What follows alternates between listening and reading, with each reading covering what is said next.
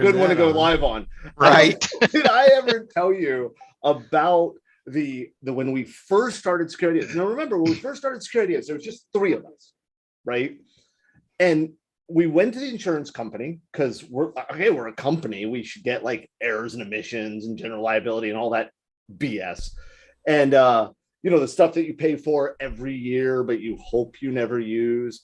And the insurance agent was like, well, what insurance would you like? And I don't know about you guys, you may not know this, but I'm the type of person who goes, well, what am I allowed to get? Like, what are my options?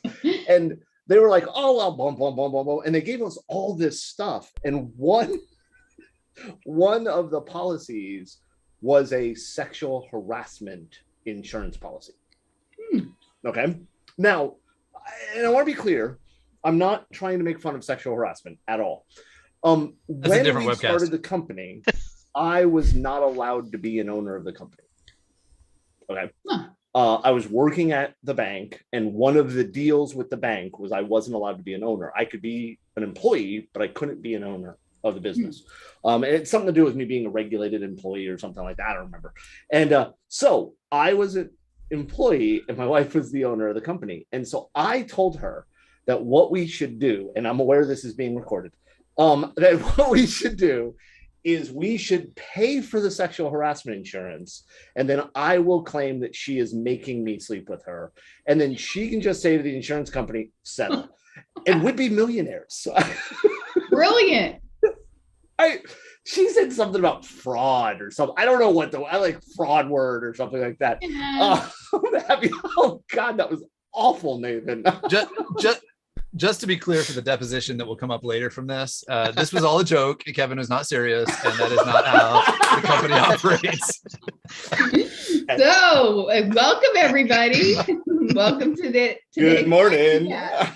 We came in hot, coming in talking about lawsuits and insurance and sexual harassment. I mean, what the hell else do you need? Talking about sexual harassment, you referred to us as hot? Yes, came in hot. You came in hot with the story. Hot off the presses.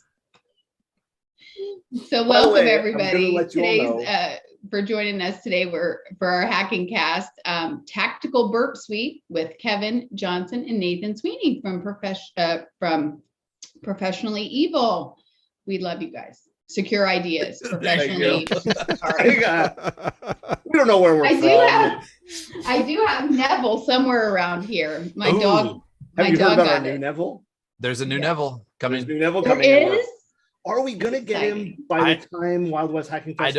I'm hoping so. They're supposed to be in time. It's gonna be pushing. It's like really close. Like we ordered like several years ago the old Neville. We ordered 1,000 of them, and it took a long time to get them. Yeah, 1,000 sounds right. Yeah. We finally used up all of them, so it's like, all right, So we redesigned, and hopefully it'll be better than ever. It's gonna be a full figure that like actually stands up. Nice. But the rule is, and I don't know why, but the manufacturer said that Velda wasn't allowed to have one. We weren't clear why that Velda was. They clarified that. Velda was singled out by this manufacturer in China. It was very, very strange. Velda was? Yeah, you. Yes. They're like, do you know Velda Lemke? I don't know how to say your last name. And I'm like, yes, I do. She's awesome. We love her. And they're like, well, don't give her one of those. And I don't know why. It was very, very strange. Yeah. Well, I say, obviously, you need to move production. Like, that's just absolutely unacceptable. Totally unacceptable. So welcome, everybody. So let's see. We got a lot of stuff going on. Lots and lots and lots of stuff. I got nothing. So today's webcast, obviously, is going to be with Kevin and Nathan, and they're actually going to be joining us at Way West, which is super exciting. We do have Way West 2022 coming up in San Diego, and they're going to be teaching a class and hanging out, which is really fun. So I'll make sure to put a link in Discord. And for those of you just joining us on Zoom, we are in the Wild West Hackin Fest Discord server. And Kevin isn't. And we are in the live chat channel. So make sure you join us there. Say hi. We always like to say happy time zone. Thank you guys so much for, coming in early. You show up early because we show up early. We show up early because you show up early. It's this vicious cycle that we call pre-show banter. Kevin, why do you hate Discord so much? I did not say I hate It's Discord not Discord. so much. I said I'm not in Discord. Oh. I have a Discord account. I sign into it periodically. I find, and this is a Kevin issue, and we all know, everybody on this webcast, except maybe Laura, because I don't think I've ever met her. Those I have issues, lots of issues. And one of my issues is that Discord, when I'm presenting, is very overwhelming. Yeah. It's very distracting. Right. Yeah. And so Right. Nathan and I already worked it out. I said to Nathan, I'm not going in, you want her, okay? And he's like, I got it. Wait, we didn't work it out. He said, you do this. That's how we worked it out. Yeah. Be reasonable. Do it my way. Yes. This is the way. I'm just going to hold that up periodically during the webcast. Yes. Yes. Hey, I want to make a couple introductions to you. Many of you know the Hawk already, Jason Crafton and Ryan, Can I ask the Shooters. And Laura is new to our team, kind of. She's not new to Black Hills or to us, really, but she's kind of coming onto our team in a marketing capacity. So we're super excited about that. And then we have Mr. Troy, who also joined us, who's got a training class coming up, and he was going to talk a little bit about that too. You aren't going to attempt his last name? No. You could do that, right? Wojawoda. Wojawoda. I'll Yeah. let Troy say it. There you Well, go. I practiced this, and I wanted to just show you guys how awesome You got it, pronounced Megan. it. That was awesome. That was awesome. You know what? Last week we had Ed. No, 2 weeks ago we had Ed. What's his name? I forgot. Miro. Miro. Anyway, I kept calling him Mr. Ed. I pronounce his last name. Oh, It's like, okay, that's good. Anyway, sorry. So Troy has a class coming up. Troy, do you want to talk a little bit about it? Certainly, yeah. So, so I've taught it several times already. A little bit last year, and then a few times already this year. Network Forensics and Instant Response is the name, the course title. So, talk a little bit about some of the foundational things with IR, incident response. Even though all IRs, no one or two are alike, we kind of cover some of the basic fundamental building blocks that are required, at least from both a skill set and processes with your IR programs. But then we kind of pivot into looking at network responding in an IR scenario, whether with dealing with just network artifacts. So dealing with anywhere from full PCAP all the way to either NetFlow or just root memory, firewall logs, router logs, stuff like that, and all the things in between. And looking at different tools that we can use, and more importantly, the techniques that we can apply with those tools to kind of help understand what's going on when the sky seems to be falling, if you will, at your organization when you're in that IR mode. Very cool. Troy has a class coming up on May 17th. It's May 17th through the 20th. If you're interested, Ryan posted a link in Discord, and we're pretty excited. It's also available in an on-demand format. So you have a couple of ways, and there will be a bundle coming to where you can buy the live and the on-demand. So stay tuned for that as well. I did want to say too, so the course kind of culminates at the end with like a capstone project. So it covers like a cradle to grave incident, from delivery of an attack all the way to what we call the actions on objectives in the kill chain. So what the attacker's objective was, and kind of and to the students to answer the questions of what happened to the best of their ability, what happened during that incident, and can you explain exactly what the attacker did, and formulate that hypothesis into supporting artifacts based off of that challenge, and kind of like preface it to or at least, pose it the questions of what would you then tell your IR leadership or your management of what happened after it. So real life scenarios kind of putting together to help the students get that hands-on practice. And you're actually going to be hanging out next week with Derek. He's got his first class coming up next week too, which is the Incident Response Foundations. So I'll make sure to put a link to that as well. So that kind of can lead into your class. Is it kind of dovetail into your class? So I would say for his class, because we actually discussed some of the things, some of the models that we looked at, going from NIST or even some of the other popular IR framework and models that are out there from an incident response perspective. We had a little bit of some tweaks to that, some things that we've seen and learned from over the years that have worked very well, some things that haven't worked very well.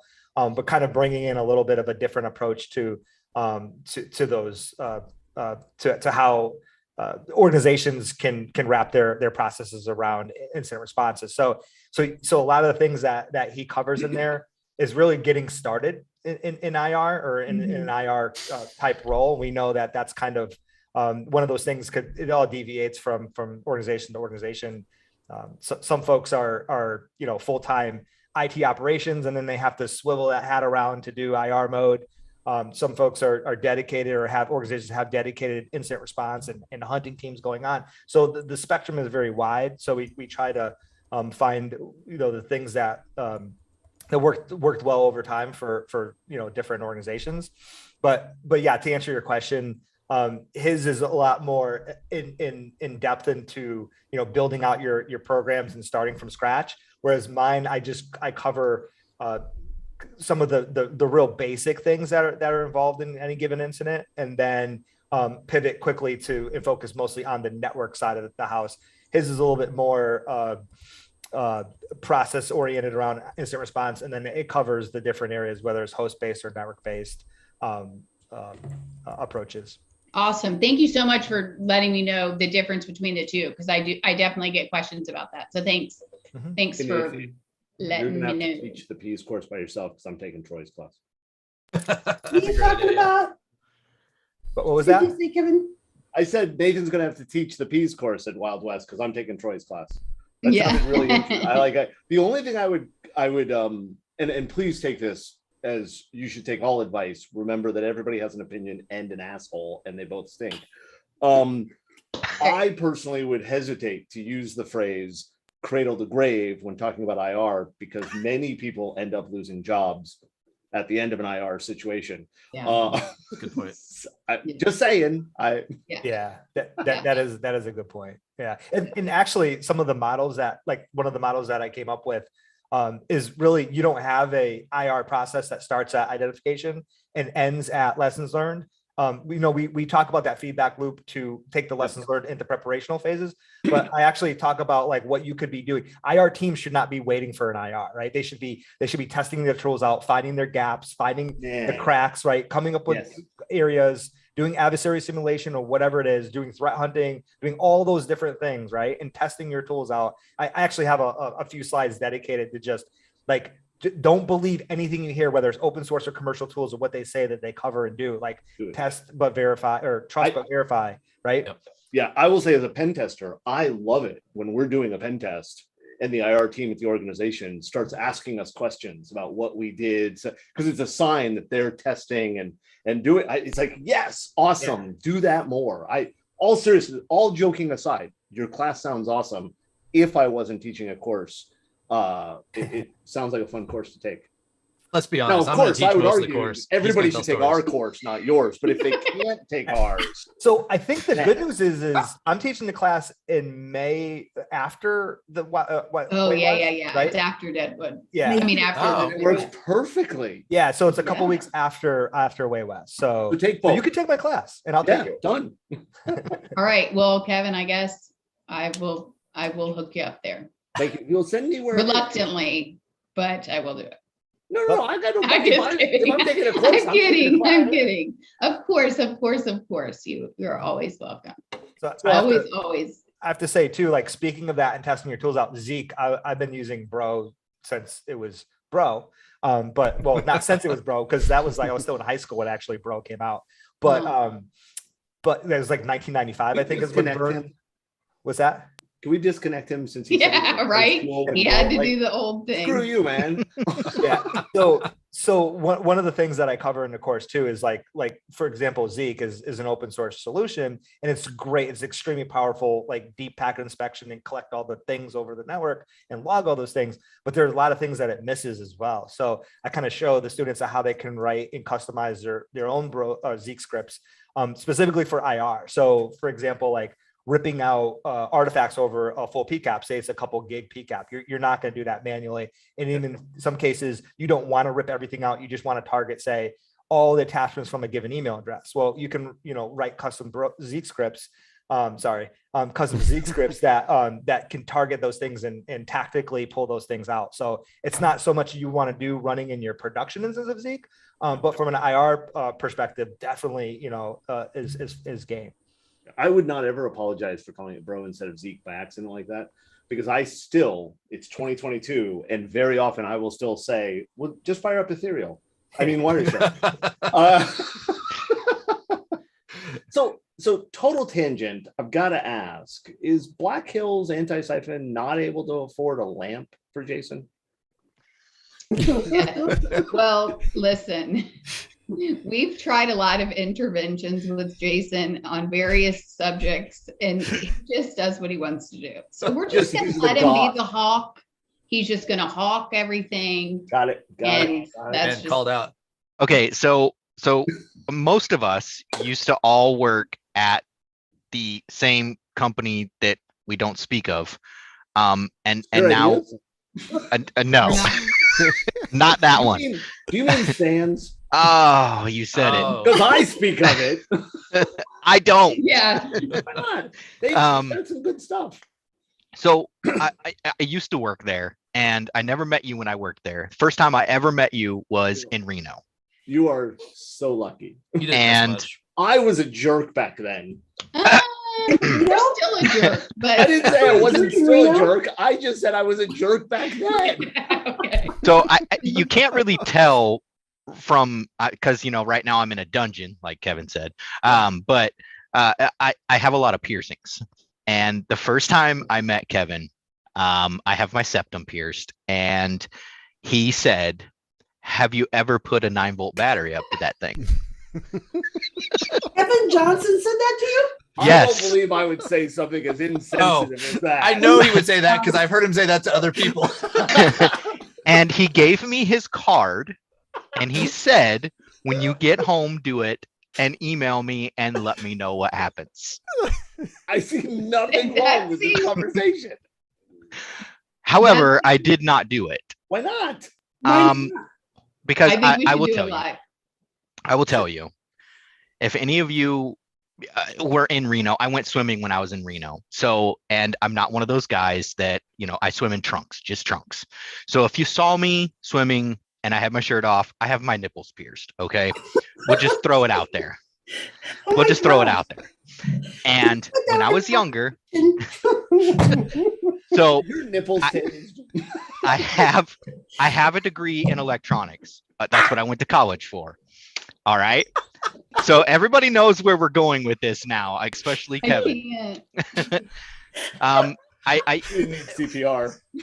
do not try this at home, folks. Okay, all of But you. it worked. can't. We talk about it. I just feel like we shouldn't. Is there a content rating on this show? Can I ask a question though? You said that you had your nipples pierced as if that was such a rare and disgusting thing. Like that's how you said it. I'm not saying it is. I'm saying you presented it as, oh my God, my nipples are pierced. My understanding is like 70% of North America's nipples are magnetic now. Right. Yeah. A lot of people have it done, I but might have made up that stat, Nathan. Yeah, I mean, that's a really high percentage. I'd like to see your I want to see your sample size here. Maybe 7%. That's high, even. yeah, I'm not going that high. I'm not going 70%. But anyways, I have a degree in electronics, and we'll just say I used to hook up power supplies to it in school to my rings and my nipples and put LEDs in my mouth and light them. I have a degree in That was awesome. It was So, definitely Laura, not the this is smartest. what we do for pre-show banter, just so you know. Is the material stainless steel? Is it stainless steel? Yes. Okay, Yeah. so it's not the best conductor, right? I mean, Right. Yeah. Okay. But, The light bulb lit. an LED doesn't need much power. So yeah, that That's should true. work. Correct. That's true. Yeah. That was Ooh. that was my Weston. that was my sideshow thing in We in are college. not doing the webcast now until we see an LED light up. Weston did But ask for a I wanna make it demo. I want to make it more difficult. I want it in a nostril. I want. Ooh. So I do like I said, I have my septum done, but I have both nostrils done as well. So I've got a lot of piercings, guys. I've got labret, 2 snake bites, tongue, nose. I'll be honest; those are just words to me. They And mean I don't nothing. have any problem with piercings. Like Yeah. I'm not like, oh man, piercings are bad. I had my ear pierced when I was a kid, right? Like, my issue with piercings is I have OCD. And so I would be and I mean like neurologically diagnosed OCD, not things aren't organized. And my concern would be that the piercing would not be aligned correctly. even. I don't know. Like, you know what I mean? Like Yeah. and it would just bother me. It's the same thing. I have a problem with tattoos, right? For me, if I get ink on my hands, I have to go scrub them immediately, right? And so my worry is that if I got a tattoo, I would feel like I had ink on me, and then I couldn't, right? So I don't have piercings, I don't have tattoos, I have no problem with them. But I find it interesting that almost everybody I know, Larry Pesci is an exception, that has multiple piercings and multiple tattoos will always present it as if it still has the stigma. Is that the right word? Yeah. And as far as I can tell from the majority of the good world, there are always jackasses. That stigma is not there anymore. Yeah. Yet people still present it as if it is. And I agree. always feel bad. I always feel like I I agree. judged you when it's presented that way to me. Like, no, I'm not.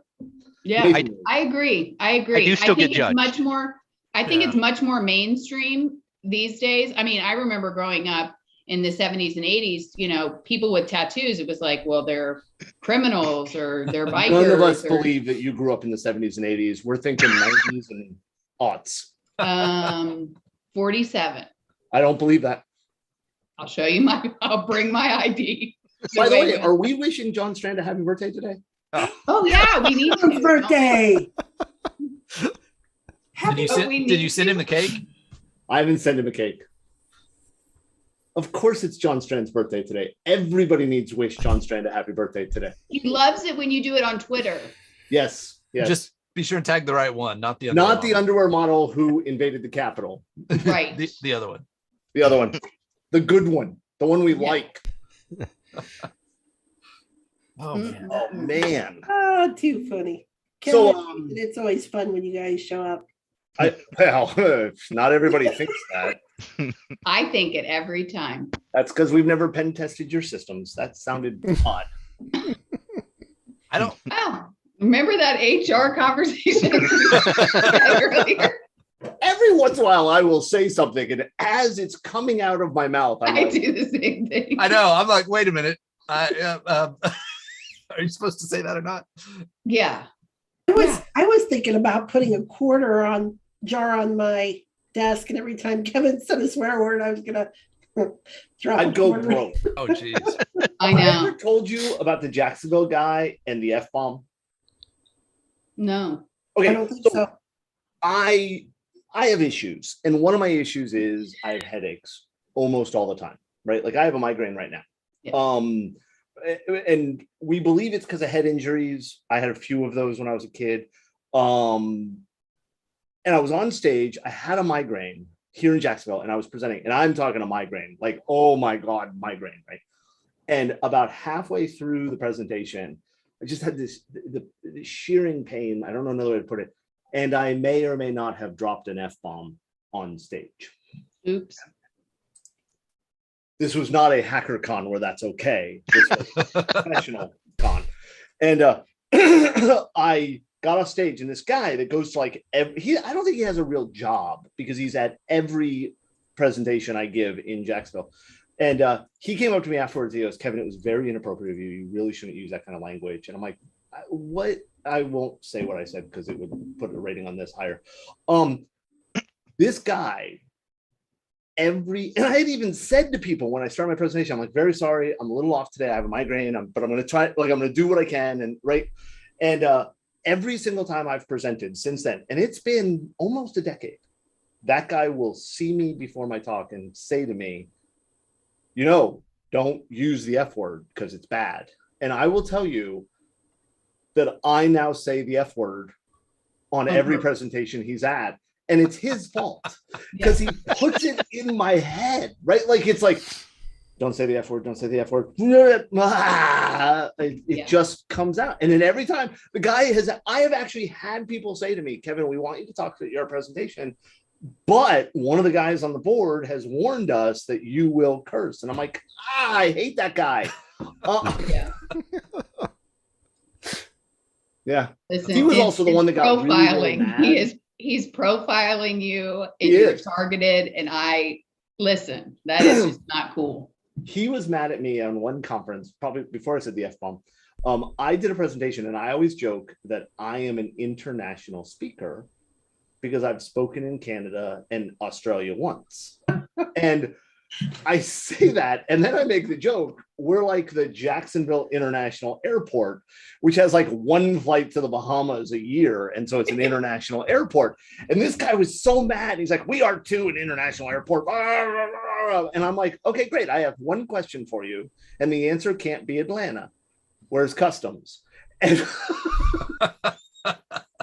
there is no customs at Jackson. How are you an international airport and not have customs? I flew from Jacksonville to the Dominican Republic through Newark. Right. Exactly. Right. It's hilarious. Oh, they're awful. They're awful. I don't know. I am not a nice person. I try to be. I really do. I try to be a good person. I try to be a nice person. But then I have to interact with people. I know. They ruin it. Ruin it. It's a good thing your wife is nice. I married up. And I say that I find it funny every time I say I married up, not because I do not believe my wife is better than me. I know my wife is better than me. She's prettier than I deserve. She's smarter than I deserve. She's nicer than I deserve, but she's also 4'11", so and a half. So saying I married up always makes me giggle. You know what though? I think if you and her got into a tough, I put my money on her. I think she'd take you out. Yeah. I'm sorry. If she what? If you and her got into a fight, a fist fight. Oh yeah. Yeah, of course she would. I put my money on her. She would beat me down like a 4-year-old in the South. We beat our kids. I don't know. So we've got sexual abuse, we've got physical abuse. What else are we going to talk about in this? Let's check the boxes. We talked about insurance fraud. Yeah. No, I just asked a very It's not the usual bingo I called card your for company pre-show, the though. wrong name. I The think completely I made wrong that part of name. the presentation. Is it domestic abuse if you beat your spouse at the mall? You're not at home. There's still some like crazy laws like on the books, like She's not even going to answer it. where effing Just gonna ignore it completely. You're still malls still Spouse, exist? you deserve to die. Wait, did I miss something? What? Did I miss something? Probably. We're just saying we're going to come up with as many offensive topics as possible today. Yeah. Let's be very clear. We're talking about a tool named after a bodily function. I know. Burp. So I normally have this little sign over here that I put up in the background, and I do something different every webinar I'm in or podcast I do. No, not like yours. I've got like the little letters I can put on it, right? And I could not come up with something even remotely appropriate to go with burp. Like I spent like 30 minutes trying to think of something cute and funny, and I we're not farting on your application. Yes, better out than in. I always say. Ooh. Oh, I like it. Even That's quick, good. put it on there. I don't have time. Come on, you got it. Have you ever had to put those little letters on the signs and like? Yeah. Yeah. No, you want to talk about hard. When I worked at McDonald's, we had to put the one that was on the sign up top, and the sign didn't come down. So we had like this 12-foot pole with a small suction cup at the end, and you're like trying to get it into the slot. It was. You wonder why like half of them are backwards. It's not. Did you ever put something inappropriate? I would have wanted to so bad. I'm sorry, what? Put something inappropriate on the McDonald's sign? No, because they always knew who set up the sign. Like there's no anonymous, let me set up the sign. I had enough trouble at McDonald's. I was there. I was actually I was a swing manager there. I went through their manager McDonald's University local version or something. It was as close as I ever came to college. And with that, it is time for the presentation. Oh man, we got a feature presentation. Oh my God. All right, thanks for joining us today. We appreciate it. Laura, Jason, everybody, Kevin, Nathan, thank you. You're welcome. Glad we could be here.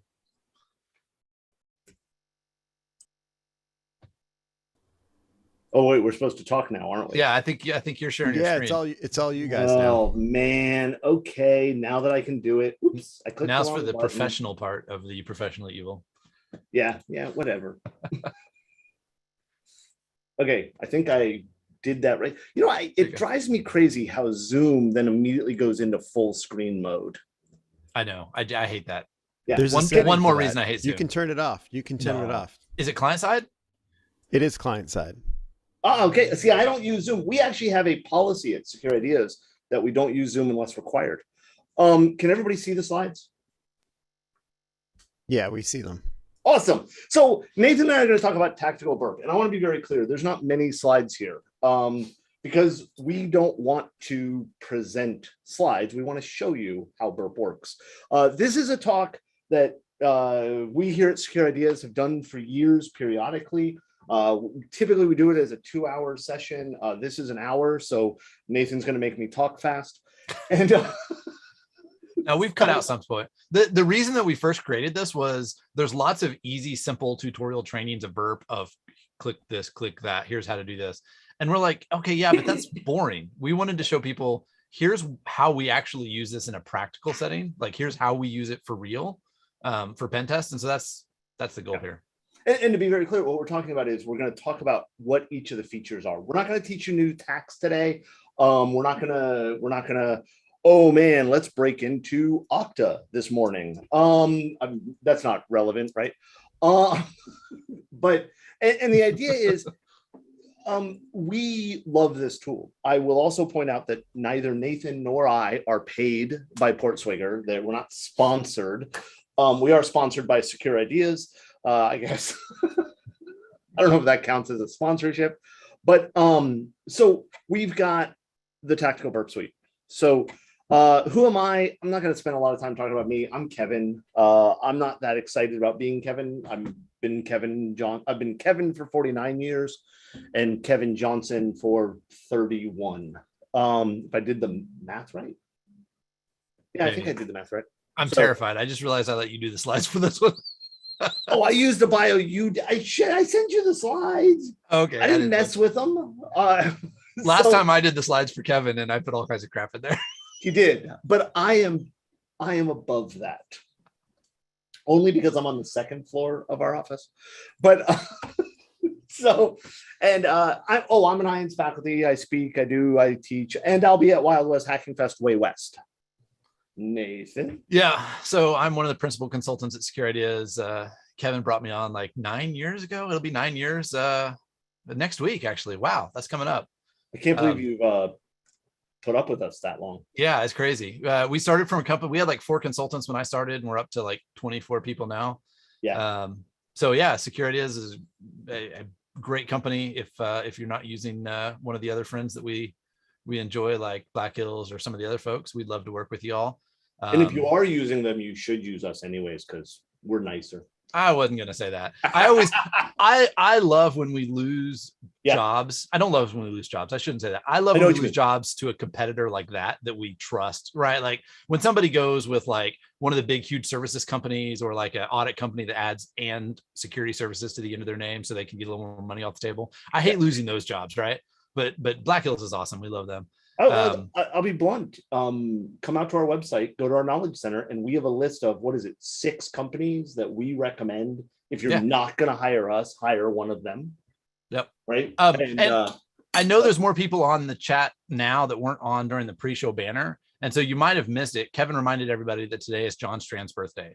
So if you haven't already gone to Twitter and told John happy birthday, please reach out and do that. I know that always makes him feel special. You get kind of big and people don't always remember your birthday. So and he is such an important part of the industry. Absolutely. That if we can't celebrate his accomplishments, even if the accomplishment is just circling the sun one more time, I think it's important, right? Yeah. Before we move on, I did want to say that Kevin and I are going to be at Wild West Hacking Fest way west. Is it way west? Way out west? Yeah. Something like that in San Diego. So this like abbreviated 1-hour session is just a tiny little segment of the 2-day course we're going to be teaching out there. So if you like this, definitely jump out and join us in class. If you think, hey, this is cool, but not my thing, there's a bunch of other classes that are probably better than ours that you should take as well. Troy in the pre-banner talked about the incident. I don't remember the name of the course he was talking about. That course just sounded awesome. Yeah, I bet if we talk about it for a second, somebody will drop it in Slack with the link to it again. Yeah, Velda put out the link earlier, and Troy's class sounded really, really cool. Yeah. So we're going to talk about interception proxies today, and we're going to focus on Burp. But I want. You should just do it one time. I know, but I want to do it so bad I had to do it a few times, and so we are focused on Burp, and the reason we're focused on Burp is not because we believe Burp is better than Zap. It's what we're most familiar with. I always compare these to iOS versus Android, and I know that this is blasphemy, but iOS and Android, they are not better than each other. They are different from each other. And the UI that you are most, or the user interface that you are most familiar with, is going to be the one we recommend you use. Okay, we have standardized on Burp Suite. Man, I don't even think Zap existed when we started. Zap has really developed quickly over the last probably 5 years. Oh man, I don't know when it started, but over the last 5 years it has really improved. And if you're just getting started in web app testing or any kind of in the security field and you're wanting to play with interception proxies, Zap is absolutely a great way to get started. Yes. They've got some really cool features that Burp doesn't have. But anybody that's been in the industry for 10 years or so, they started with Burp Suite Pro because that was the standard. That's what everybody used. So it wasn't Achilles or Peros, right? Right. Peros proxy. I am. what was that? CISA put out a list of free security products for folks to use, and it included a link to some sketchy Peros proxy site that hasn't been updated since 96 or something stupid. And is probably malware now. I always loved it when Zap first came out. People presented it as a fork of the Peros project. I don't know if the Zap team, if Simon did that or if other people did it, but I saw it in a number of places. And I always found it funny because Peros was closed source. And so, right. But these are interception proxies. And if you don't know what an interception proxy is, just disconnect now because you're not going to understand anything else. No, I'm kidding.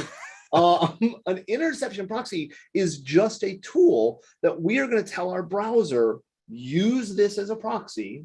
And what it's going to do is it's going to sit, basically we are man in the middling our own traffic so that we can see the communication from the client to the server and back. Okay.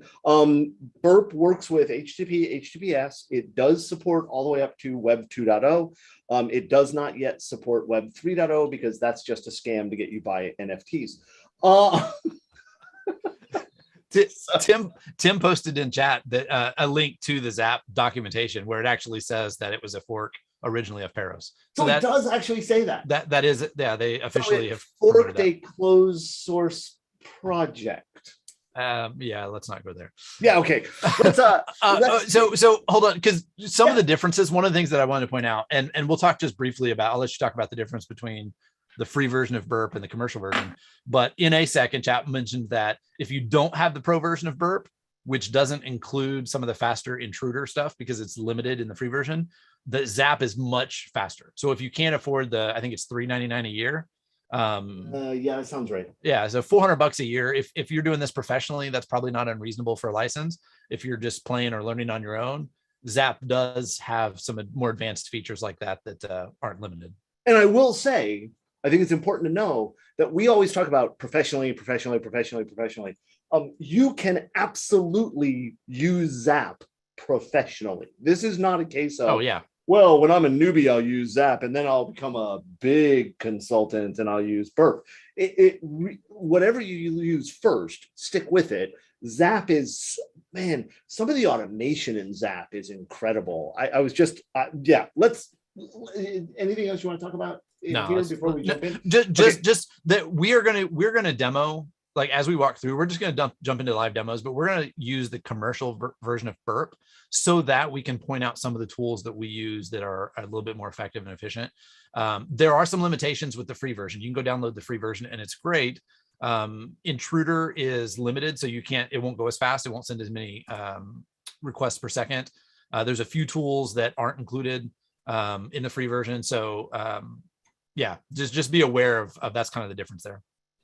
Several people have asked for slides, and just to put it out there, that last slide, other than our intro, that was literally the only slide. If you really want a copy of our bio slides, we'll send them to you, but I'm not sure that's worthwhile. Exactly. I always feel bad when people ask me for slides in this presentation because that was it. Right. So, by the way, if you take the course, you'll get all of the P slides. That absolutely. I will also tell you that if you're not taking the course,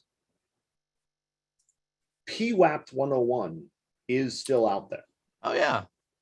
We don't talk about that very often. We should. I'll find a link. So PWAPT 101, which is the professionally evil web app pen testing course. I was the author, along with some other people that helped out, but I was the primary author of a 6-day course for an organization, and I owned the course. Back in, when did we open source that? 2016? You know what? I bet it says on GitHub, but I don't remember for sure. 4 years ago. A few years ago, we decided that 6-day course needed to be free. And so we open sourced the entire thing. We had to remove references to the organization that was still teaching it. Hold on. I want to just point this out, and I'm probably stepping over a line here, but the reason that we open sourced wait. We have lines? Yeah. In large part, we found out that this large organization was still charging $6,000 or $7,000 for a class that they didn't own and hadn't owned for several years. And so rather than sue them, we just published it on GitHub. So it's free out there. You don't get all the labs and stuff like that. I mean, the labs are in it, right? But like, you can't get the labs haven't been put back in because we couldn't figure out how to remove the references. Yeah. But the labs used Samurai's target VMs. So right, and we'll send out the link. It's the Professional Evil Web App Pen Testing 101 course. I posted it in Discord and all that. There you go. It's a great course, if I may say so myself, but I'm biased. Now you should be seeing my Samurai workspace. If somebody could acknowledge that to me, just to make sure. Yep. Okay, good. I'm curious though. Can you just see the workspace, or can you see around it? Because the green square that's showing me that that's what it's sharing is actually about 1/4 of an inch wider than the screen. Yeah, I'm seeing like 1/8 of an inch maybe around, so I can see just a little bit in your background, but not much. Okay, but it's just the slide, it's just the PowerPoint deck behind it. I thought it was funny that it was like, okay, here's the screen, but this is Samurai WTF, and we're not going to dig into Samurai WTF. It's a live environment. It's available. We love it. We're biased. It stands for Web Training Framework or Web Testing Framework. Honest. I'm laughing because NASEC said it's a 2mm border, and I pointed out that it was 1/8 of an inch. Did we point out that we're American, so we don't understand that? Exactly. Stuff? What is this millimeter thing? I don't know. What is that meme that's going around that Americans would rather measure things in anything else except for metric? Like, hey, what was the one that I just saw? a half of a giraffe-sized asteroid hit the Earth. What the heck is half of a giraffe size? I like the way the toilet paper rolls measure like how many sheets are on a roll, or whatever. The stupidest things other than It's using ridiculous. But okay, so I hope you guys weren't expecting us not to tangent. There will be tangents. Samurai is an environment that is designed for you to be able to learn how to do things. It's got tools installed. It's got target environments installed. It is completely open source. It is an OWASP project. And so that's what I'm running today. And so what I'm going to do is I'm going to run Burp Suite, and I'm running the professional version here. And I'm only running the professional version, well, because it's my dang environment.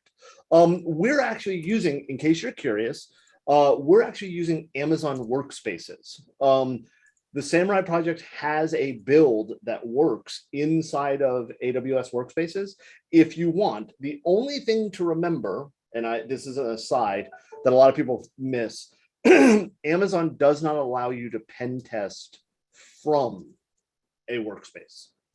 Now, if you're using Samurai to learn and try things out, that's okay, because all of that traffic stays inside the workspace, right? The web apps are running there, the tools are running there. You never touch, to do the testing, you never touch the network. So running Samurai as a workspace does not violate, according to our attorneys, their terms of service. But if you were to launch it and then use it as like a bug bounty program where you were attacking somebody else, or you were using it to do an actual pen test, our understanding is that does violate the rules of AWS. Samurai, we have no issue if you want to use it to do a pen test or something like that, as long as you have the permissions you need. So I've launched Burp, and what we're doing is we launch it, and Burp gives you the option of starting a temporary project, a new project on disk, which is how you can save your results, or open up an existing project. One of the things we like to do as pen testers is, let's say Nathan and I are assigned to a test. We will both test, and then we will swap Burp files to see things and do stuff. We'll also save the results. We can send them to our client at that point so they can see things if they're using Burp, right? It is I will say it's a proprietary file format. I don't think it's anything fancy, but and it saves whatever you've got. If you do, I almost always say temporary project on disk and then later save my project. It's stupid. If you're going to do a project, save it here, in my opinion. Right? I always start out with new project on disk and create the file name and save it. And part of the reason is because of, I don't remember when they added it. A couple of years ago, they added the auto save stuff. Yeah. It makes it a lot safer. If your disk crash, you have to reboot or something, yeah, you're less likely to lose stuff. Whereas if you have the temporary project, I think it can still do an autosave as temporary. I like being cautious and have that saved somewhere where I know where it's going to be. Yeah. The next screen you get is how you want to do the options. Most of the time, you're going to use the defaults. Because you should set the defaults up to what you like, right? Like, for example, we'll talk about interception in a moment. I always like it off. So I've set my defaults so that it's off, right? But you can load configurations, or you'll notice that it's grayed out, use options saved with project. That's if you've loaded an existing project, right? That's really useful. One place where that's helpful is, like, we have environments where we have to jump through a VPN, or we have to proxy our traffic through different systems, or maybe this app uses like NTLM authentication and you've got to set that up. It can be a hassle to have to set that up multiple times if you're testing different apps or closing Burp and restarting it. So just telling it to reuse the same objects and save them with the project, that's a great way to not, to save yourself hassle later on. Yeah. I'll give you an example of that, especially in the work from home, no normal COVID era, whatever. I've been working from home for years, but one of the things that we do quite often is, our customer will put our IP addresses on an allow list so that we can test behind a WAF or go into an environment that is a development environment that's not wide open to the internet. Well, we don't want to give out our home IP addresses because, I don't know about you all, but I use Comcast at home and well, they suck. And I mean, I had an argument with a Comcast person once that I hoped they got hacked because the hackers would run their network better. But the only company Comcast is better than is I can't think of the name. What is my favorite dev app scanner? Check marks. Check marks. They're the only company worse than Comcast.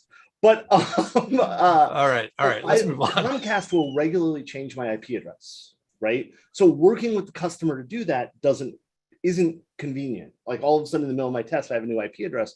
So what I do, we have a server set up that we VPN into, and it is actually running Squid.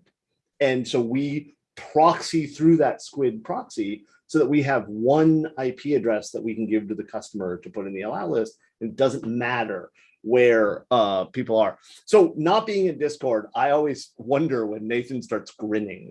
No, we just need to move on. I'm doing it. So I'm now starting Burp, and what you'll do here is you'll come into the full version.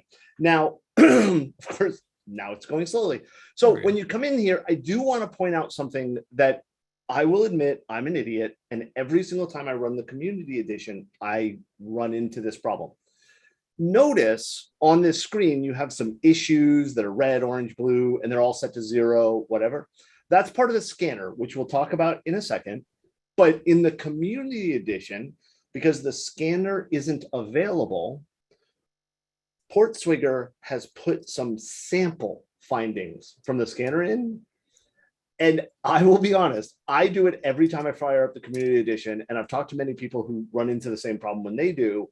They fire up the community edition and it immediately tells them they have some issues that it's found.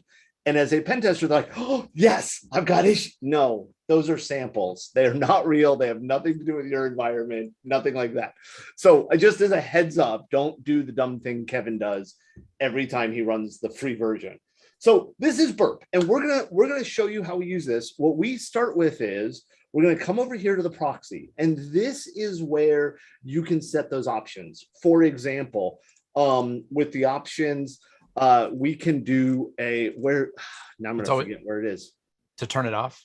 The proxy options for an upstream. Oh, it's right. Yeah, right below you there. No, it's not. You went past it. Did I? Right there. Oh no, I'm sorry. It's not on the proxy. It's over under user options or project options. So let's talk about the difference between user options and project options. We're not going to go into detail, but if you look at the difference, there are very similar options. So for instance, upstream proxy servers could be a user option or a project option. Right. If you set it as a user option, it's going to be there every time you open Burp with the default configuration. It just saves it as that's your user option. There are things that I like. For instance, I have user upstream proxy server set for we have a server in AWS that we proxy traffic through a lot, right? What I was just talking about. Yeah, and so I use that as a proxy upstream. I have one set for a local host. I have one set for a Windows virtual machine that I use if I ever have to test something with, goes through a Windows VPN client or something. I use those as user options because I want them out there all the time and I can just enable them or disable them. But sometimes I will have a project specific upstream proxy that I'll set for a client. And so then I would set that in the project options because I don't want it to muddy my settings every time. One of the examples there is we have a large number of customers that we send what we refer to as a SIAM, which is a secure ideas attack machine. That machine can act as a proxy. Right. So if I'm working for this specific customer, I have to set that as an upstream proxy. I put that in the project options because I don't want to accidentally connect to customer A's proxy SIAM when I mean to connect to customer B's. Right. So that would be there. This is the type of stuff you set. Now, the proxy, this is where, remember I said the thing about interception?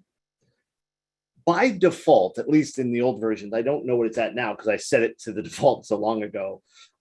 Interception is turned on. And so what will happen is your browser will send the request and Burp will hold it and display it to you for you to make changes to it, right? I will tell you that 99.99999% of the time, you don't want to use interception, right? And so we turn it off. Here's the problem. If you forget to turn it off, what happens is your browser just kind of looks like it's hanging. It's a blank screen and it just sits there. You type in a URL or something, you hit enter and nothing happens. Yeah. Without fail, you're like, oh, the site's down. No, Burp's holding that request. It hasn't left your machine yet. Okay. So all you gotta do is click this button here, and that turns it on and off. Okay. Now, in newer versions of Burp, I believe it was added in 2.0 and on. Instead of you having to use like an external Firefox or Chrome or Edge or whatever, and then configure it to talk, what they did was they embedded, and I believe it is Chromium based, if I remember correctly, right? Yep. They've embedded a browser. It even says Chromium on the screen. So I could have waited a second and gotten that. So with that, what we can do is we can say something like dojo-basic, and we go out to the site, right? And we can come here and register for an account. And of course, my window is too small for me to see what's going on. So you ever notice that when you're presenting, you can't get to that little edge? Right. So I'm going to create an account. I'm going to call it Nathan. And the password is going to be, I love Kevin. How did you know what my password was? Because everybody loves Kevin. Okay. And then, whoops. I clicked too far down. And my signature is beards are amazing. Okay. Yeah. Reasonable. Everything here is nothing but truth here, right? Submit. Now I've made an account. Now I'm going to log in, and I want to be very clear, right? I'm just building this account so that you can see, right? So you're logged in as Nathan. Beards are amazing. Here's the intranet. We have new menu options. Now let's go to Burp, which is where we want to focus. Right? Hey, real quick before you go on, I'm just going to throw out there for folks that aren't familiar with Samurai WTF, and that stands for Web Testing Framework. We've specifically designed it to be a training tool. It's open source. You can go out, download it, play with it, do whatever you want. But to use the Dojo Basic as an example, that is an intentionally vulnerable application that is on the system so that you can use for exploring, learning, testing, playing without actually doing something that will get you arrested, right? Like that's what that's for. And there's a number of them there. For example, if I fire up, and I'm not going to do this through the proxy, I'm going to fire up a different browser. If I go to Katana, okay, it's there already. Katana is the control system. It's both command line based and web based. And you can see we have a number of vulnerable apps on here, from Wayfarer and Dojo to Juice Shop and Musashi, right? And you're able to stop and start them through that web browser or through a command line. But that's Samurai, not Burp. So come over here. Now, a lot of people will, and a lot of people then immediately come over here to the target tab, right? And they'll see, okay, if I look, I've got Dojo Basic on 8443, and I've got googleapis.com. Google APIs is gray, Dojo Basic is black. The difference there is that black means that Burp has seen both a request and a response from that domain. So a request to, a response from, okay?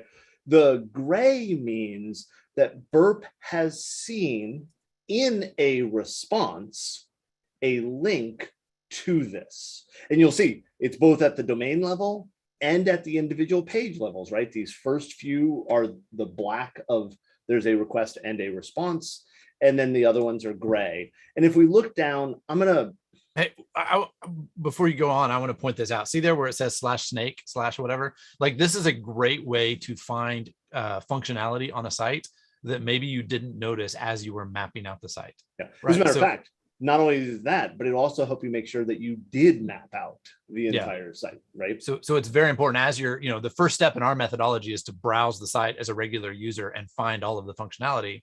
We regularly come back to this content section and say, hey, let's make sure we didn't miss anything. Yep. Now I'm going to move my UI around a little bit just because, and what I'm going to do is I'm going to change it to tabs, because that's going to give me, notice the issues went over here, right? And the contents are over here. And I'm going to get rid of this inspector because I'll be blunt, I don't like it. Get off my lawn. What? Get off my lawn. Yeah, get off my lawn. I'm too old to use that inspector. I like the raw request and responses. And you'll see, right? For one of the ones that's black, right? We can see the request here, and the whole request shows raw, right? Here's the header ends at a blank line, right? And then there's a body. If there is a body, this is a get request. So, by standard, it doesn't have a body. Notice I said by standard, we see very often where a get request will have a body. And then you'll see the response, and we can see here's the header, blank line, and then the body of the response. We can also render it where they will show. I never have good luck with that. Like with really simple sites, render works like for something like this. I feel like for client sites, if they've done any kind of JavaScript front end stuff or anything complicated, I feel like that breaks. So it's there, but I use the render very rarely, but when I do, it's really just to get a refresher quickly of what's on the page if it renders, right? It's because you're absolutely right. On simple sites like Dojo Basic, it shows you the page the same way because it's a very basic, non-client side driven application. So I can see the stuff. The render is useful sometimes. I'll use it like on the hit, and the history tab is the same view, but I'll use it to be like, wait, which request am I looking for? Was it this one or this one? And scroll down and look at the response render, and then be like, okay, yeah, this is the one I want to screw with. Yeah. Now, having said all that, I spend almost no time in the target tab. The reason I don't spend very much time here is, for me, it is not organized the way I use the application. You'll see everything here in this list, right? They're alphabetical. They go down. Okay, so here's this page. Oh, wait, we did /index first, then /js, and then here's all the stuff we didn't do. If I make a request for the root directory, it goes back up to the top, right? It's not the way I use it. Now, one of the things you can do here is you can come here and say, add to scope. And when I say add to scope, I'm going to add that entire domain to the scope because I clicked there. You'll notice this turned orange to signify that something changed. And there's my new scope.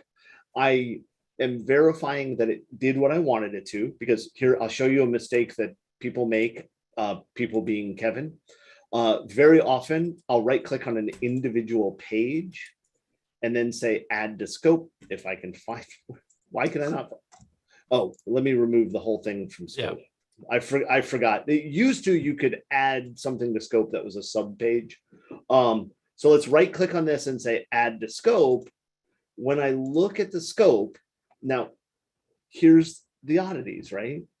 So right off the bat, it did not delete the one here, right? It moved it to, because when you say remove it, it actually excluded it. Right. So you've got to be careful with some of the automation there. Exactly. So you right click that, but you also want to make sure, okay, if you accidentally click the one page like I just did, right? Notice it put in scope /index.php. That means it will ignore anything else. Now with Burp, when you do stuff like that, the scope is, there's two reasons to use scope. If you're using either version of Burp, you would use scope so that you could change your filters to only show things that are in scope. If you're using the commercial version of Burp, you can also, the automated tools will respect the scope declaration, right? As I'm using, and remember I said that you could use it to filter. This filter right here is a big button. It doesn't look like a button. And you can come in here and say, show only in scope items. Now, let me be very blunt. During mapping, I would not do this. During mapping, I want to see everything. Because if I put Dojo Basic into scope, I would not, and then told it to only show me what was in scope, I would not see that the site called Google APIs. Now, Google APIs is out of scope. I can't attack Google because they, Dojo Basic doesn't have the right to give me that. But what happens if Dojo Basic linked out to store.dojobasic? Yep. Right? We would miss that, which would mean there's a good possibility we would miss functionality in the application, especially with modern applications that use APIs, that are client-side driven out to APIs. Understanding all of the different things they do while mapping is critical to help find stuff. Right? It's very common for our customers to come back and say, hey, the site that you're testing is app.example.com, and that's what's in scope.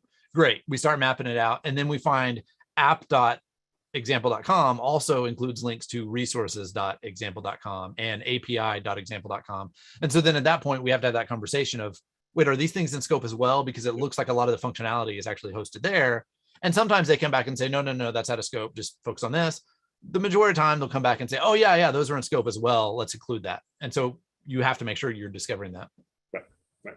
So what I spend most of my time in, and I say mine, I'm assuming Nathan is the same way. He'll correct me if he's different, is we tend to stay in the proxy and look at the HTTP history. So I'm gonna comment on this, and then you can explain why, because we're about halfway through, a little over halfway through the webinar.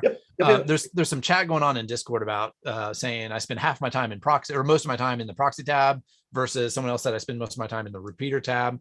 And I think that's fair, because I'm probably, it depends on the app.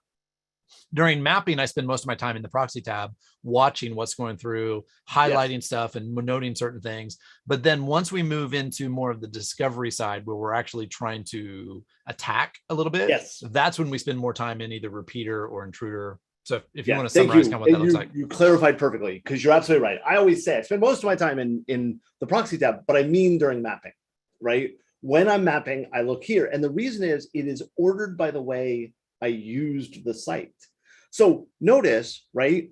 We go out to the index page, then we pull some JavaScript, we go to the registration, post to the registration, then we ask for the login page, we post the login page, and then we go to the index page. So we actually can see the flow through the application. Of course, I can resort and everything else like that. The reason the numbers aren't in order is because there are things filtered out here. We're not showing CSS. We're not showing images. We're not showing. They are in order. There's just some missing, like packet 3, packet 4 are missing, packet 7. Yep, exactly. So, and then remember that we showed you the request and the response, right? We're able to see both of those here. Okay. That's the proxy tab. And I come through here and I look at things. I also will look at the status, right? One of the things that I see a lot of people make the mistake that they will, especially when they're doing a professional pen test, you're asked by the customer, okay, so how many of you have a kickoff call like a week or two beforehand? The customer gives you some URLs and then you verify access before you start the test, right? And so you go and you log in with the account, you test everything. I am blown away by the number of people who do that, not through Burp. Mm-hmm. And then when they start the test, okay, we did the kickoff and the verification of everything on Thursday. On Monday, we're kicking off the test. And on Monday, I fire up Burp and I go in and the browser already knows who I am. It's already done all those registrations. It's already done. So it's captured that. And people are like, oh, but it's okay. I still hit those pages. Yeah, but there's things you don't reload, right? There's JavaScript things that are pulled down. Yeah, cached files. I especially when you start talking about single sign-on systems, right? Well, and we've discovered there was a conversation on Twitter a couple of months ago about, well, just use the built-in browser with Chromium. Yes. And it wipes out all of that data between each load. So all you got to do is restart Burp from fresh, open up Chromium, and it'll what we found actually in digging into that a little bit is that it doesn't actually wipe out everything. And I don't remember the details, but I think it was there's a checkbox you have to check that is not there's a setting by default. Yeah, so I think it's like some of the local storage stuff and stuff in a modern day browser that is not completely wiped out. Some of this stuff is cached, and so you do have to be careful. It's best to just say, hey, from the very first time I'm going to load this, I'm going to go. Now, one other option there is if you're going to validate access with the client, do it in a different browser, right? If you do all of your testing with the built-in Chromium, then maybe validate your access with Firefox or something like that, or vice versa. Or just keep that in mind. Or start the project on Thursday when you do the validation, and validate everything, and then that way you capture everything. Especially when you talk about, I can't tell you the number of times we used to do a CTF that one of the hardest flags for people to find was on the registration page. And the reason it was the hardest flag for people to find was not because of how difficult the flag was. The flag was a comment on the registration page, right? It was because they would register and then fire up Burp and do the test. And they would never remember to go back to registration and test it, right? So that's the proxy tab. Now, when we start messing around with things, right?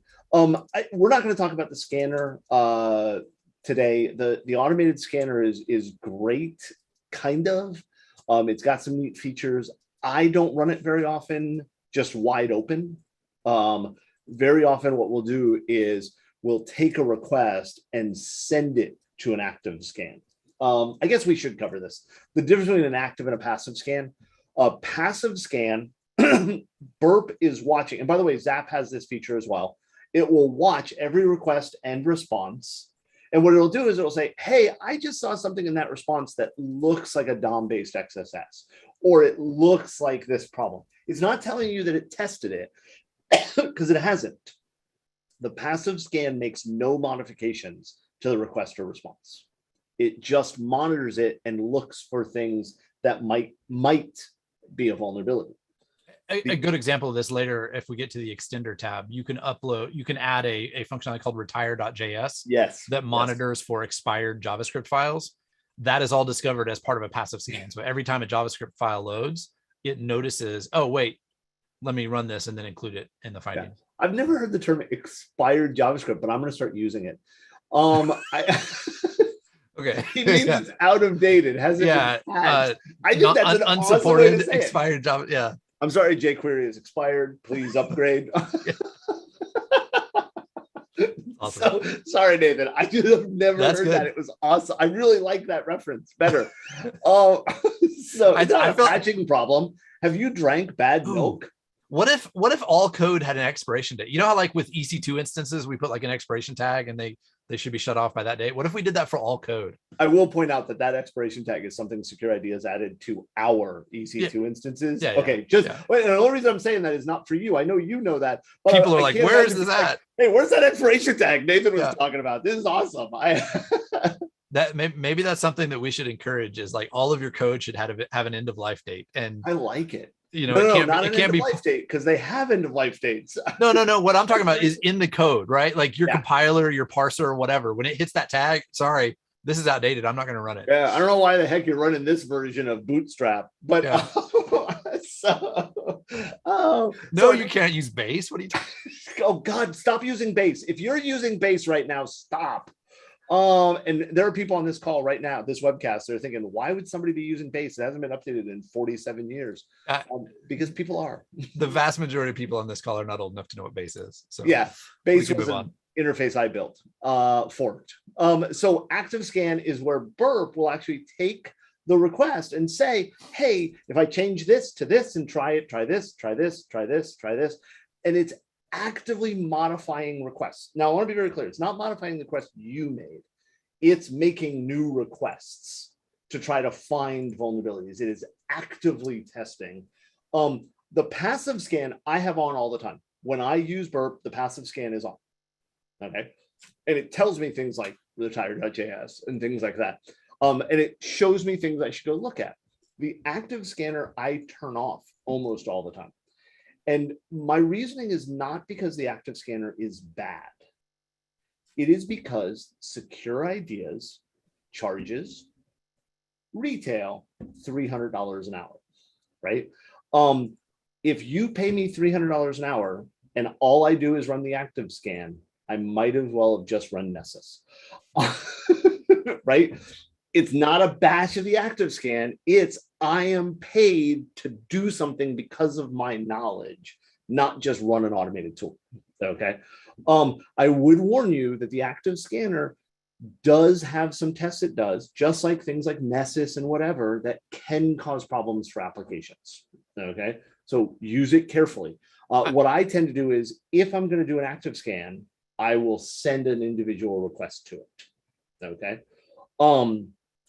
But I'm very hesitant to use active scan on a production site. Yes, just because a lot of the automated stuff of some, like for instance, this week, I guess actually we're testing an app that's for a university's medical center that has actual customer medical data in it and stuff like that. And so we don't want to just submit random potentially malicious traffic and input to some of those features. Not even just random malicious traffic. One of the problems with the active scanner, a lot of people will just take the active scanner and say, go, before they map anything. Well, what happens if you map out the system and you find out that there is a delete record function, right? I know a person, did not work at Secure Ideas, but worked at another company that we recommend, that they ran a delete function by accident and like deleted all of the domain credentials for the company that they were testing, or like it's just ridiculous amount of data that they deleted because of an automated tool, right?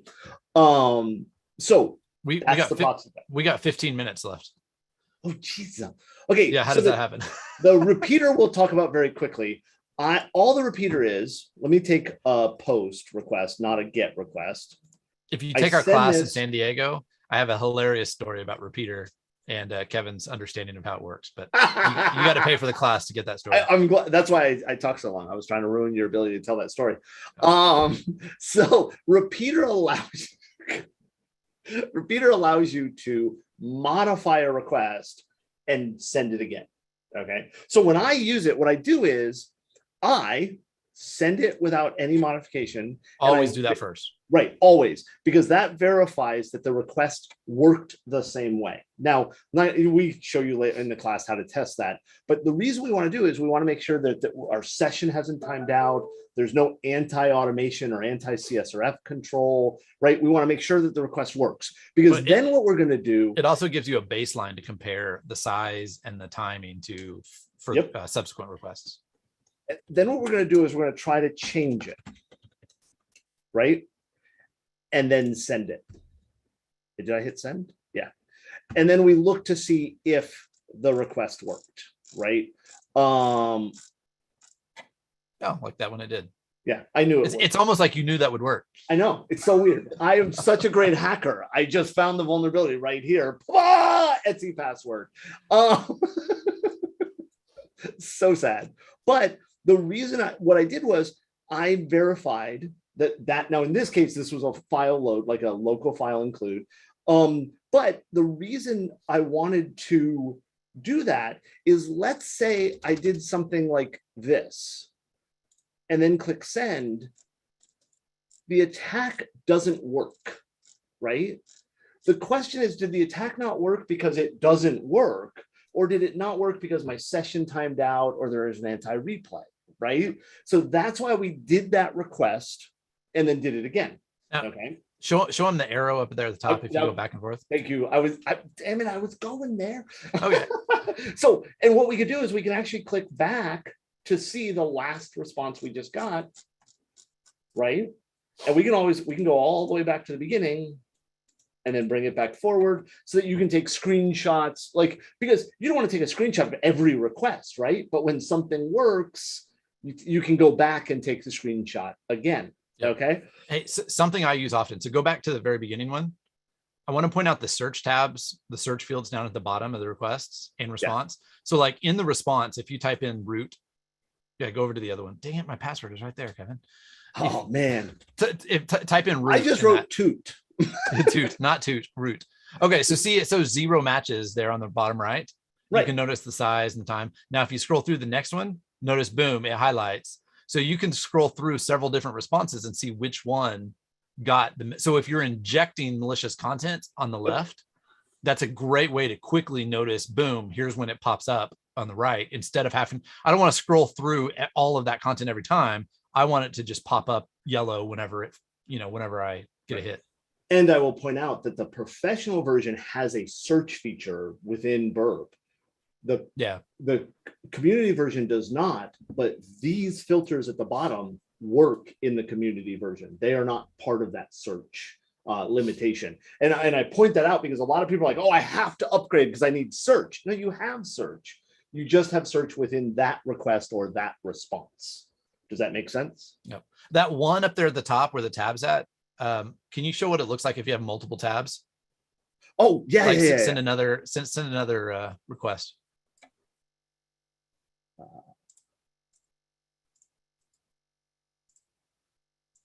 And so you have the different ones. And then here is the trick that Jason Gillum hid from the entire company for decades.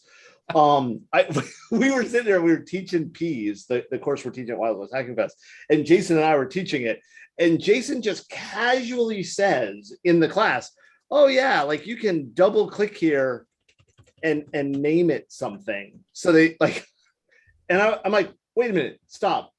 you can do that? And it was like nobody knew it. Founded, right?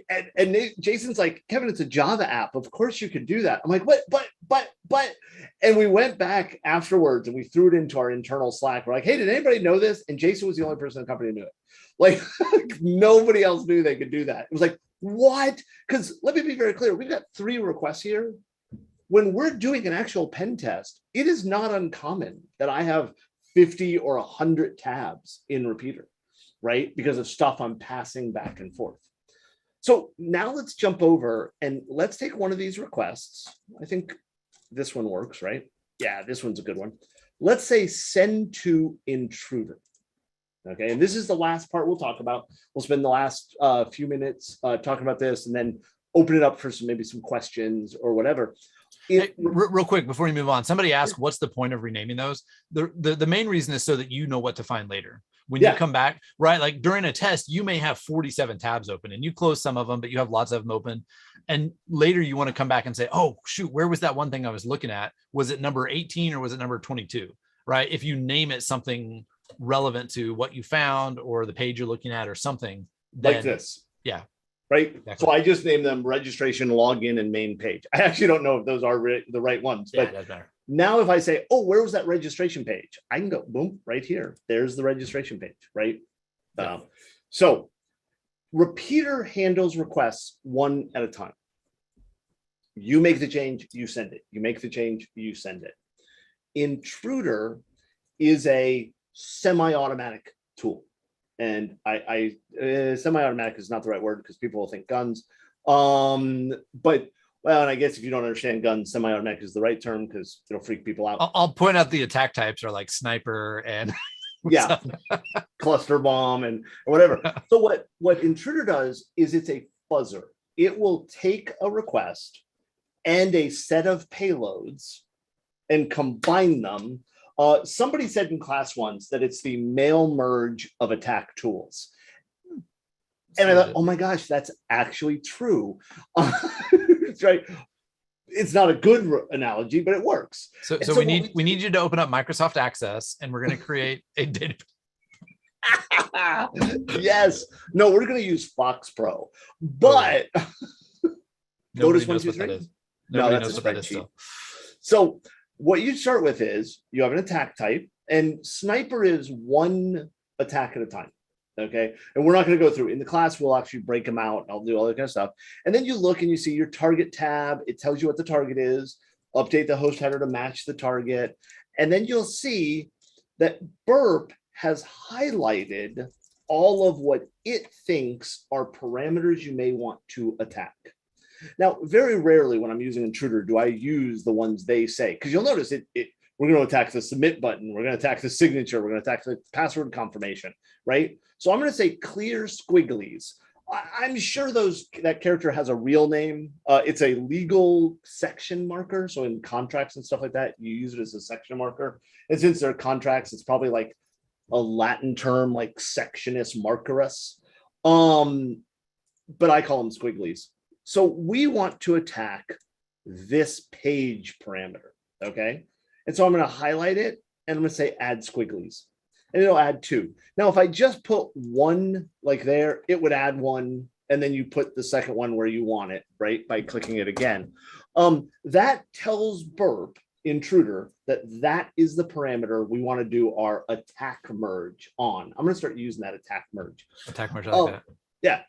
And then we pick a payload. I don't know if you said this or not, because I was responding to chat, but I always clear the suggested payloads first thing every time. Like, because Burp guesses what you want to attack and it's always wrong. So always clear it and then specify what you want. Yeah, I did say that, but I won't agree that it's always wrong. I have literally had one request once that had one parameter and Burp got it. Like, okay. So I used to say it's always wrong. And then I was proven wrong on that. You have various payloads and we're just going to use a simple list here. We're going to come down here and say add from list, and we're going to do a quick fuzzing, right? And it pasted in a whole bunch of stuff. You can load from files. The sec lists project has a great set of payloads. I use FuzzDB often. There's a GitHub repo called FuzzDB that has a ton of good lists. Sec lists is now got FuzzDB in it, or maybe it's the other way around. Okay. But yes, and then you've got all these payloads, right? That it can do, and this is a very quick one. And we're not going to show you how to do the grepping and all that kind of stuff for this right now. We're just setting this up to show you. Now, at this point, it has a list. It's got 39 payloads, and one at a time, it's going to take what's here and put it there. Now, the bracket base bracket is for you to be able to do some replaces to get rid of things.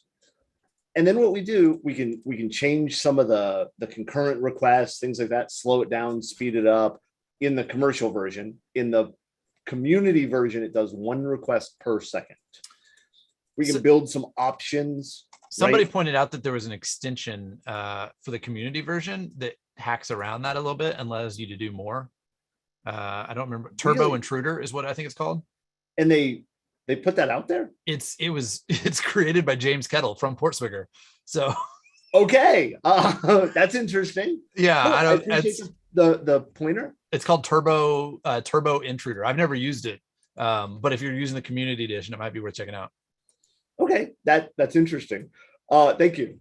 So here, and then what we do is we say start attack.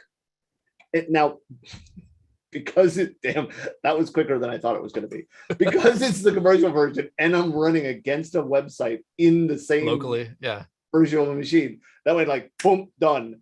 So the very first request 0, because Portswigger knows how to count correctly, is the unmodified request. If we look here, right, it is the register.php, blah, blah, blah, whatever, and everything from the regular one, and we can see the response. And then if we look, what I do is I look at statuses and length. And if this is more than 39, which most of my attacks are, I would sort by status, and I click it twice to go up and down to see which one it is. And I'll sort by length, right? And we'll see, man, that one's significantly bigger than the other ones, right? So that's something to look at. Like, ooh, what does that mean, right? And we know in this case, that it actually pulled Etsy password. This one's interesting that it's a different size, right? And it tells you because it's got an error message because it wasn't able to include that file, right? Yeah. We've got about 3 minutes left. Yep. So click on columns up there because I'm trying to remember on the very top. Attack, save, columns. Oh, very top. Yeah. Sorry. Yeah, there you go. You can add in. I thought I had the time stamp. Does it not have that? No, under columns, time of day, response completed. Maybe not. Okay. No. I thought it had a timestamp on it, so you could actually compare for time-based stuff as well. Yeah, I don't. Okay, maybe I'm wrong. Yeah. It might be good for the next 3 minutes if we just kind of summarize some of the other tabs, because in our class in San Diego, we'll go into a lot more detail on all of these, and you'll learn how to use each one of them. Yeah, and the class is not just Burp. We go into a lot more just the methodology the for pen class testing. talks about the vulnerabilities and how to find them and the techniques. Yeah. Burp just happens to be the tool we use. Exactly. Right. And so you have some other things in there. The diff tab. Compare. I can't say this word. I end up adding too many ers. But comparer allows you to compare 2 requests or 2 responses. The decoder actually will come in here and decode. Oh, that's a base 64 string. Let me decode that so I can see the text. Or it will encode or hash something. So you can compare. So if you see a hash of something and you're like, hey, I wonder if that's the MD5 hash of 42, I can come in here. It's like, what? And say, oh, well, there's the MD5 hash. Is it match, right? So I can start looking at things like that. The logger has the logging of the system, what it's doing, and everything else like that. That's fairly new. I don't remember when that was added, but it's fairly recent. Yeah, the last couple of versions, if I remember correctly. And then the extender is the one that we were talking about earlier. I don't use a lot of extensions. They're all here in the catalog. Personally, I'll use CO2. I'll use Parameter. Retire.js, CO2 and parameterizers are written by Jason Gillum, hence the reason I'll use them. They're actually really good. There's actually some. Jason is one of our owners. If you don't know, that's yeah. He's one of the owners of Secure Ideas. There's also some really good deobfuscators for JavaScript, different tools out there. I would not just blindly add extensions. I'd look at them and see, because they take up memory, things like that. Extensions can be written in Java and Python, or maybe Ruby also. But if you use Python, you have to use Jython to make it work, and you have a limit of how many you can load. If they're Java extensions, you can load more. So somebody asked what's our favorite extensions or a good list of extensions. I'll be honest. Let me go first. For me, it depends on the job. If I'm using something that has JSON web tokens, I'm going to come load one of the JSON extensions and use that functionality. If I'm using something that clearly this is a Java serialized object, I'm going to go find one of the Java serialized stuff. It just, because you don't want to have 12 extensions loaded all the time. It just slows things down. The two extensions that I always run, retire.js, because there's no reason for me to determine if that's jQuery. And retire.js will actually find things like, that's an obfuscated version of jQuery and it's this version, or it does a really good job.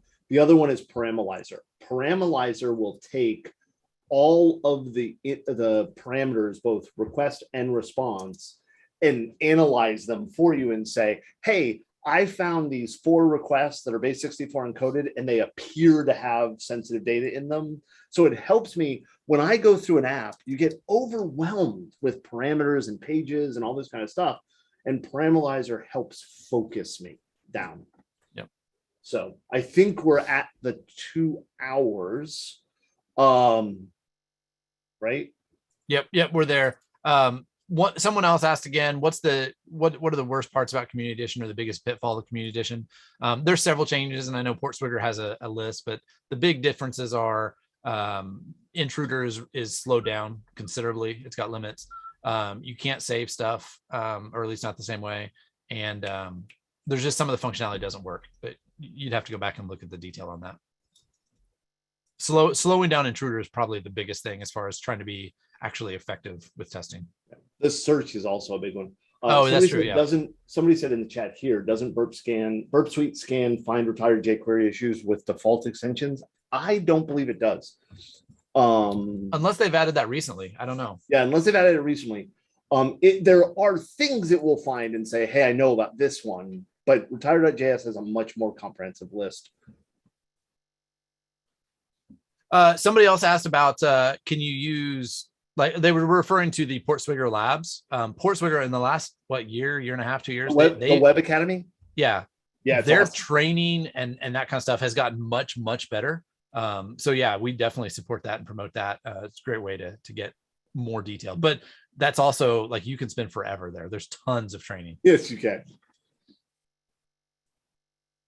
We talked about how we compared Burp and Zap at the very beginning. I'm gonna hold off on repeating it again just because in case there's other questions.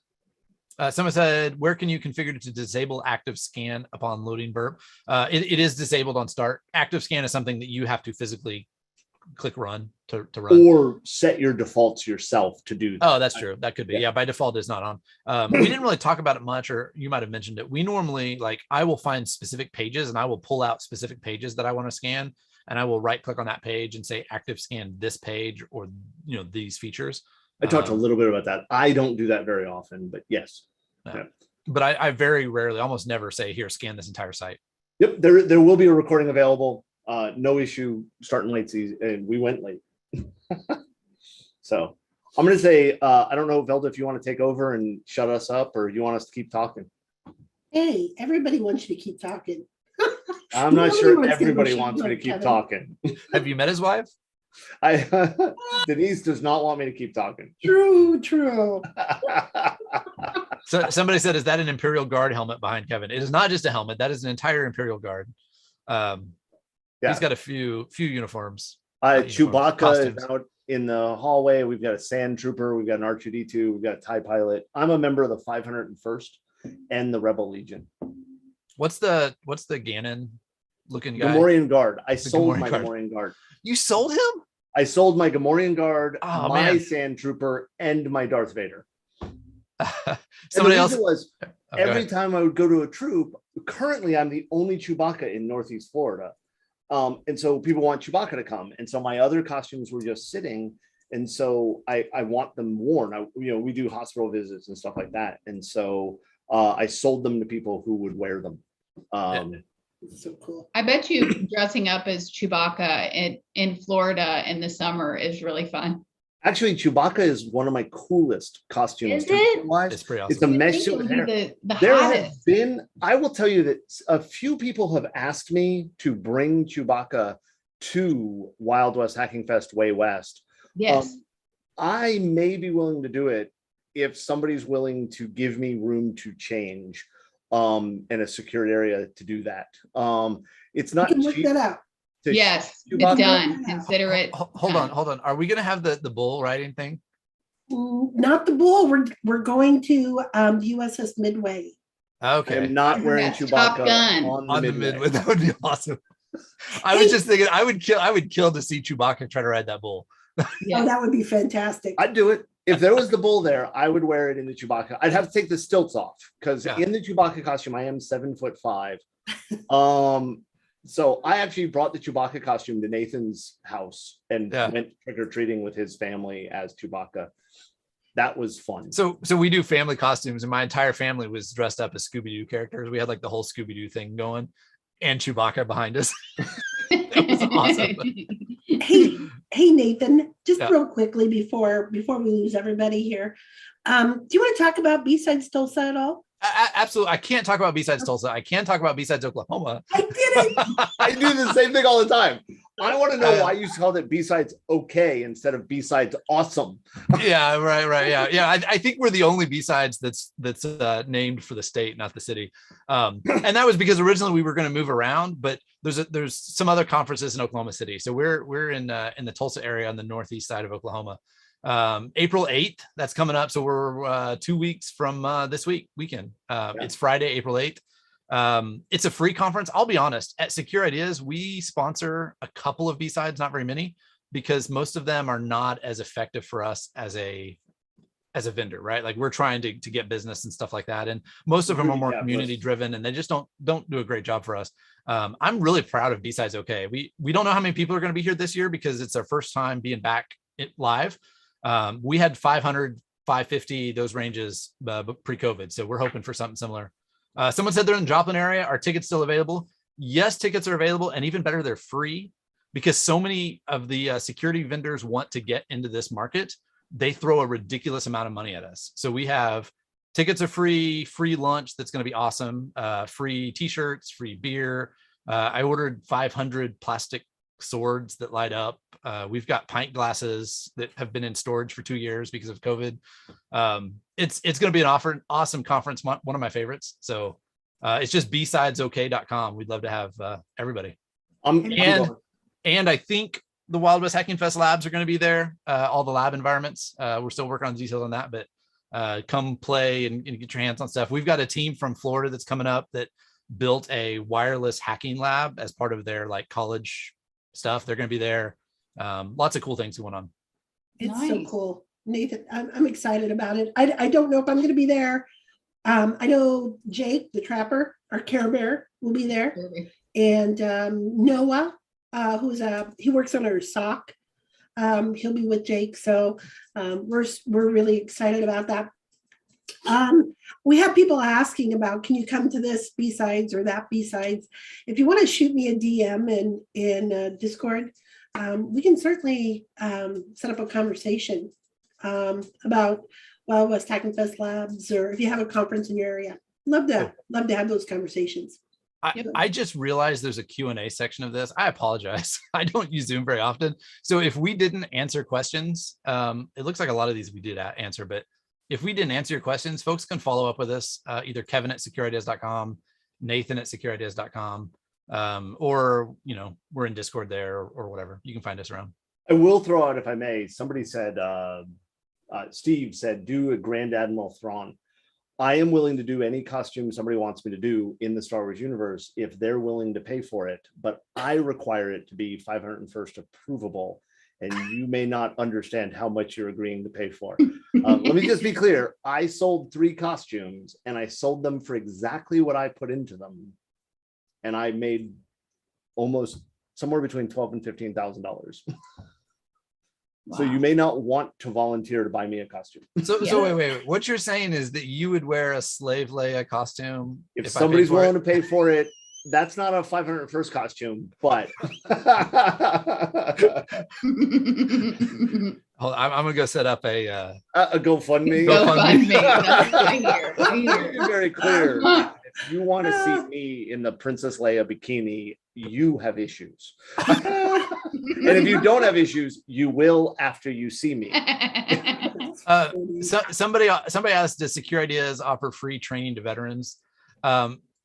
If we have a minute, Bill, we have a pay what you can CISSP course. So if people are working on, want to get your CISSP, it's $1,000 MSRP, but we have coupon codes so you can basically pay whatever. And that includes free. We can't ship you the books if you do it for free. I think we ship books for if you pay $200 or more. As far as other training classes, we're kind of on a hold right now on where we're doing that. In the past, we've offered a lot of training classes. We've done our own events. We're in the middle of working with Velda and the Anti-Siphon folks to move some of our content onto their platform. So I think you'll see some of that coming up pretty quick. We're just trying to figure out that the industry is kind of shifting a little bit, and we're just trying to figure out where that fits. But we definitely try to help out veterans. Awesome.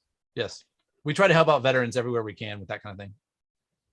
And I'm gonna plug this. If you have a chance to go over to that CISSP course with Secure Ideas, please do. I mean, it's a great opportunity to learn, and that test is ugly. So we have 100% success rate. I was just gonna say it. Currently we have 100% success rate. But here's fantastic. The problem with that statement. We don't have any visibility in who took the test. So we only know the people who told us they passed. And we have a large number of people who have told us they passed now, but I don't know if anybody would tell me if they failed. So I'm hesitant to say we have 100% pass rate as an actual marketing bullet, but as a joke, we have 100% pass. Every single person who has told us whether they passed or not passed. Hey, that's awesome. I consider that 100%. Yep. Wow. Yeah. Well, guys, you know what? It is such a pleasure to have you on these webcasts or these Hackin casts. We absolutely adore weeks where Kevin and Nathan want to come out and hang with us. Yes. So thank you very much. Anytime. We love doing it. What I want to do is I want to set up one of these webcasts where Nathan and I have about 2 hours just to randomly attack things we have permission to attack. Okay. Let's do it. Let me know. The permission thing. Let me know. Let me know when you want to do it. We'll do it. We'll figure it out. Yep. Ooh, you know what would be fun? Because I know you've got a lot of folks on there. If you've got a vendor who is willing to, not a vendor, like somebody that needs to have a penetration test done and wants to say, hey, let's do this live. I don't know if that would be exciting unless we already knew that they really sucked at security. Yeah, because a lot of it would be boring, but it might be fun to talk about. We probably have to get the lawyers involved. You can do like an ugliest network contest. Hey, and like the ugliest home in America or whatever, and then like people can say, oh my god, my network's terrible, please pick me, and then you guys can hack them. So we're gonna have Ty Pennington like unveil the network after we're done. Someone in chat suggested Microsoft or Okta. So yeah. We'll stay out of that one, Steve. Yeah. We're gonna remain neutral there. Oh no, I'm not neutral there. No, not just like I'm not remaining neutral. I'm just not talking about it. I know. We're gonna stay out of it. How about that? Yeah. Somebody else said Microsoft and Okta is already taken, so I have to find somebody else. Pick somebody else. So hey, thank you very much. I gotta drive home. When is the last time to register for visa? Okay. Hold on. It's like 2:00. Don't tell people that like you cut off in the middle of the day. He's like, I'm done for the day. I came into work for an hour. Now I gotta go meeting somebody at the house. I've still got hours of work. As a matter of fact, I'm meeting with our attorney about a trademark thing. Are you, about a separation agreement? Is that what Yeah. Yeah, separation agreement. Kevin got fired. The HR rears I'm its looking ugly for a head again. job. If you want a really crappy consultant that will cause problems, I'm available. Awesome. I mean, that's a tagline. It's not as good as professionally evil. Yeah. It's a benefit. When I started, he told me the first day, he said, here's the deal. If we ever go to a conference together, I will fire you when we head out and I will hire you again when we get back because I don't do HR well. So I came into it knowing what to expect. That's funny. That's awesome. Well, we can't wait to see you guys in May. It's going to be We're looking super forward to it. exciting. We're looking forward to it. Yeah, looking forward to it, everybody. Everybody else, I think there was like 1,300 people in here or 1,500. I expect at least like 2/3 of those to be in our class. And I expect 2/3 of them to hire us for a pen. Wait, wait, I don't know if I've got enough room. Oh, come on. You got an Make aircraft room. carrier. What, Yeah, Room how, for we'll make it everybody. work. Room for how everybody. many seats are there? How many seats? Yeah, I think I can take up to like 250. 250. Done. All right.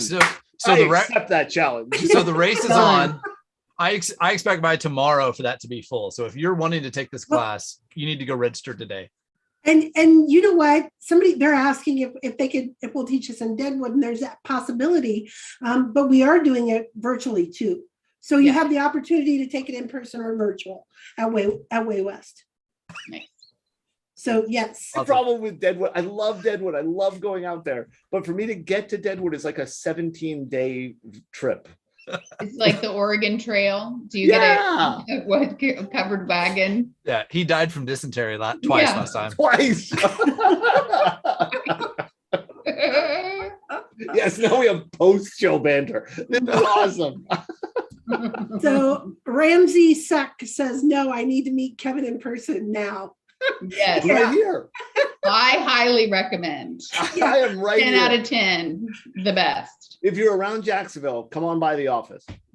Just let me know you're coming so I can like leave. No. So he can put his Chewbacca costume on.